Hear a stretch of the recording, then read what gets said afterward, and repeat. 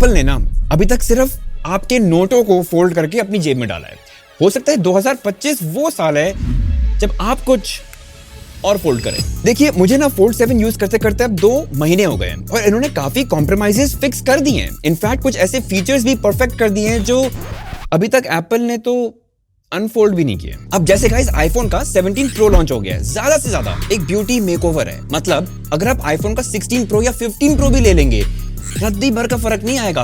आप आईफोन जैसे यूज करते हैं ना डेली, वैसे ही यूज करेंगे। तो गाइस, चाहे आप आईफोन यूज कर रहे हो या कोई भी और एंड्रॉइड फ्लैगशिप, मैं आपको ना सिर्फ 4 रीजंस बताऊंगा कि क्यों अब फाइनली फोल्ड पे स्विच करने का सबसे ज्यादा सेंस बनता है। Let's go guys. सबसे पहला रीजन, अब ये सच में बहुत ही ज्यादा कंफर्टेबल हो गया है। मैंने ना बहुत लोगों को सुना है ये बोलते हुए कि फोल्ड फोन्स बहुत बल्की होते हैं, मोटे होते हैं, डेलिकेट या बहुत सेंसिटिव होते हैं। गाइस, अब सच में ऐसा कुछ है नहीं। मतलब अब आप सोचिए कि ये आईफोन 16 प्रो मैक्स से भी हल्का है। और गाइस, अब तो ये बल्कि भी नहीं है। मतलब आप किसी भी नॉर्मल फोन से अगर कंपेयर करें, उतना ही मोटा या उतना ही पतला लगता है। चाहे आप इसको रोज हाथ में यूज करें या अपने पॉकेट में डालें, काफी पतला है। और अगर अनफोल्डेड देखेंगे तो ये किसी भी रेगुलर फोन को भी कंपटीशन दे देगा। इनफैक्ट सिर्फ आपको आइडिया देने के लिए देखिए, ये फोल्ड 5 था, ये फोल्ड 6 और ये फोल्ड 7 है। और जिसकी क्रीज है, डेफिनेटली आप फील तो कर सकते हैं, लेकिन अगर देखने की कोशिश करेंगे तो दिखती नहीं है। अब दिक्कत यह है कि लोगों के दिमाग में पुराने मोटे बल्कि फोल्ड फोन्स का ना बेंचमार्क बना हुआ है।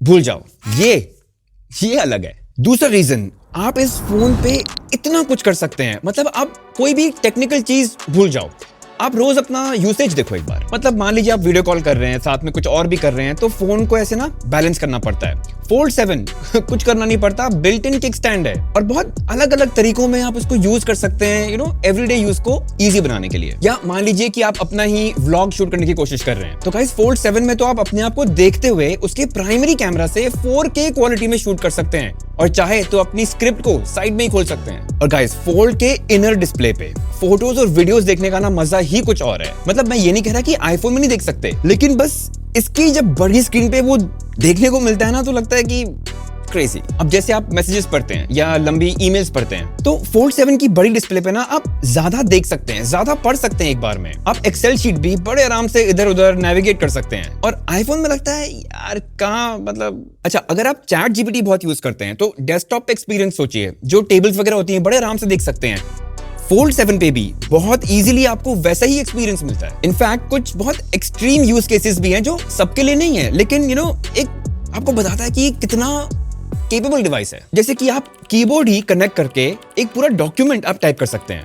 आप अपने फोन को एक मॉनिटर और माउस के साथ कनेक्ट करके लाइटरूम में फोटो एडिट कर सकते हैं और अपने फोन को ही एक स्टूडियो मॉनिटर की तरह यूज कर सकते हैं जब आप मान लीजिए वीडियो शूट कर रहे हैं। और फिर दूसरी साइड ये है, काफी महंगा है, ना फोल्ड करता है, ना ये कोई भी चीज करता है जो मैंने बताई है। तो ऑलमोस्ट डाउट होता है मेरे को एप्पल पे नहीं, लोगों पे, जो इसके लिए फिर भी पैसे खर्च करते हैं और एक्चुअल रियल टेक्नोलॉजी से काफी दूर है अभी। अच्छा, मुझे ना एक चीज और पॉइंट आउट करनी है कि इंडिया में सैमसंग फोन्स में आता है सैमसंग वॉलेट और वो लिटरली आपका पूरा वॉलेट रिप्लेस कर सकता है। मतलब आप सैमसंग वॉलेट पे अपना credit cards, debit cards, UPI और इवन डिजी लॉकर तक इंटीग्रेट कर सकते हैं, जहां पे आपके आरसी, लाइसेंस, कोविड सर्टिफिकेट सब रख सकते हैं आप। और इनफैक्ट मैं किसी भी क्रेडिट कार्ड मशीन पे ऐसे टैप करके पे कर सकता हूं। और एप्पल पे कुछ कंट्रीज में पे एक्चुअली कर पाता है, लेकिन इंडिया में सिर्फ एक फैंसी गैलरी है। इसमें या तो अपनी टिकट स्टोर कर लो या क्यूआर कोड्स, उससे ज्यादा कुछ नहीं। चलिए गाइस, थर्ड रीजन, और वो है आर्टिफिशियल इंटेलिजेंस। वो इंटेलिजेंस जो एप्पल अभी भी बटोर ही रही है। अब जैसे देखिए गाइस, फोल्ड 7 में आपको मिलता है गूगल जेमिनी, जो एक एक्चुअल यूजफुल एआई असिस्टेंट है और ना वो सैमसंग फोन्स में अलग ही काम करता है। मतलब उसकी नेटिव एप्स के साथ इंटीग्रेट हो जाता है। जैसे मैं जेमिनी से पूछ सकता हूं कि FC26 प्ले स्टेशन के लिए कब लॉन्च हो रहा है और मुझे इसका एक रिस्पॉन्स मिल जाएगा। और अब मैं इसको बोल सकता हूं कि ये कैलेंडर में भी ऐड कर दे और 2 दिन पहले मुझे रिमाइंड भी करा देना, तो कैलेंडर में भी ऐड कर देगा और रिमाइंडर में भी 2 दिन पहले का एक नोटिफिकेशन ऐड कर देगा। अच्छा, एक और एग्जाम्पल देता हूँ। एक दिन ना मेरे बाथरूम का जो सिंक है थोड़ा गंदा हो गया था, तो मैंने गूगल जेमिनी से पूछा कि ये जो मार्क्स हैं, स्टेन्स जो हैं, इनको साफ कैसे कर सकता हूँ। अब देखिए, मैं यही रिस्पॉन्स अपने एक स्पेसिफिक कॉन्टैक्ट को व्हाट्सएप पे भेज सकता हूं सिर्फ एक प्रॉम्प्ट के थ्रू। मतलब जेमिनी खुद मेरे फोन पे व्हाट्सएप के साथ इंटीग्रेट करता है, मैसेज क्राफ्ट करता है, मुझे ऑप्शन देता है सेंड करने के लिए। हाँ, अब आप बोल सकते हैं भाई करण कितना आलसी है। यार एक सेकंड, अगर मैं एक प्रॉम्प्ट के थ्रू सारी चीजें कर सकता हूं तो मैं क्यों ना करूं। ठीक है, मैं गूगल पे सर्च करके रिस्पॉन्स को कॉपी करके व्हाट्सएप खोल के कॉन्टैक्ट सर्च करके पेस्ट करके ये रिस्पॉन्स भेज सकता हूं, बट उससे मैं मेहनती हो जाता हूं या बेवकूफ?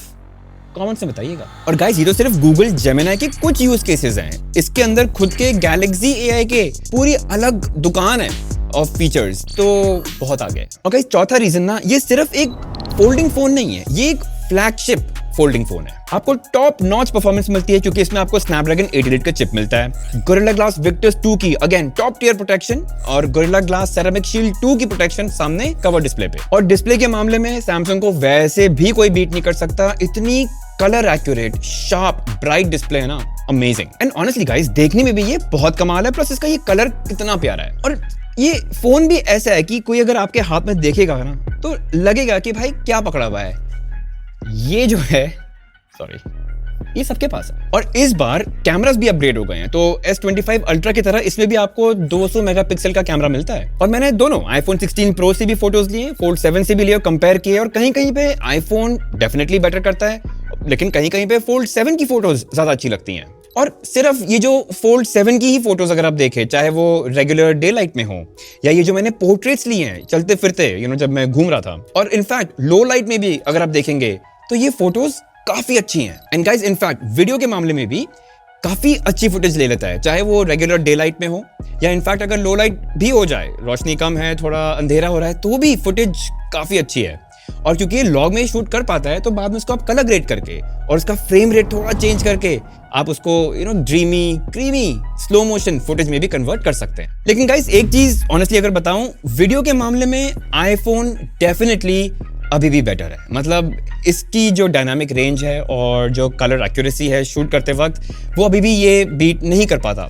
लेकिन अगर आप कैजुअल एवरीडे वीडियोस के लिए, पर्सनल पर्पसेस के लिए अगर शूट करना चाहते हैं, अच्छा है, बुरा नहीं है। अच्छा गाइस, अगर आप सच में बहुत सीरियस हैं आईफोन से स्विच करने के लिए टू फोल्ड 7, तो कुछ चीजें जो आपको पता होनी चाहिए। देखिए गाइस, स्विच का मतलब सारा डेटा ट्रांसफर इंक्लूडिंग व्हाट्सएप। तो सैमसंग की ना खुद की एक ऐप आती है, इसका नाम है स्मार्ट स्विच। इससे आप सारी चीजें ट्रांसफर कर सकते हैं, फोटोज, वीडियोस, कॉन्टैक्ट्स, मैसेजेस, सब कुछ।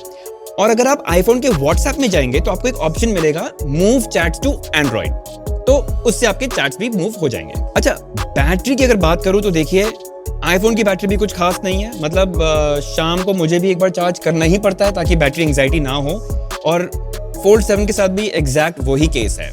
अगर आपका यूसेज बहुत ज्यादा नहीं है तो एक दिन खींच लेंगे, लेकिन अगर मतलब थोड़ा भी हैवी यूज है, बीच में चार्ज करना पड़ेगा। एक और चीज, अगर आप आईफोन पे आई मैसेजेस या फेस टाइम बहुत यूज करते हैं, वो आपको फोल्ड 7 में नहीं मिलेगा। तो ये एक बहुत यूएस सेंट्रिक प्रॉब्लम है, लेकिन अगर आप इंडिया में भी होकर यूज करते हैं ये चीजें, तो नहीं हो पाएगा। देखिए गाइस, ओवरऑल मैंने ना बहुत लोगों को ये बोलते हुए सुना है, इंक्लूडिंग टेक रिव्यूअर्स, कि ये फोन सबके लिए नहीं है। एक्चुअली मेरे हिसाब से ये फोन सबके लिए है। अगर आपको रेगुलर फोन चाहिए तो ये पतला है, लाइट वेट है, कवर स्क्रीन काफी वाइड है, तो इसको नॉर्मल फोन की तरह यूज कर सकते हैं। अगर आपको बड़ी डिस्प्ले चाहिए, बिगर स्क्रीन, ज्यादा प्रोडक्टिविटी चाहिए, तो वो ऑप्शन भी है। पॉइंट ये है कि ऑप्शन आपके पास है, जैसा आप चाहे वैसा यूज कर सकते हैं। तो अगर आप चाहे, ये सुपर सिंपल भी हो सकता है, और आप चाहे तो बहुत कॉम्प्लिकेटेड भी हो सकता है, बहुत सारे फीचर्स के साथ। इसके साथ या 15 प्रो के साथ या 14 प्रो के साथ या आने वाले 17 प्रो के साथ आप एक आईफोन कैसे यूज करते हैं ना, वो बिल्कुल नहीं बदलेगा, लेकिन इसके साथ कुछ तो नया लगेगा। खैर, इस वीडियो में इतना ही। फिर भी कुछ अगर रह गया हो तो प्लीज कमेंट सेक्शन में जरूर पूछेगा, और अगर वीडियो पसंद आया तो प्लीज वो लाइक बटन को जरूर क्लिक कीजिएगा, और बेल आइकन मार्क करके ना ऑल जरूर हाईलाइट कर लीजिएगा, बहुत हेल्प मिलती है। मिलते हैं।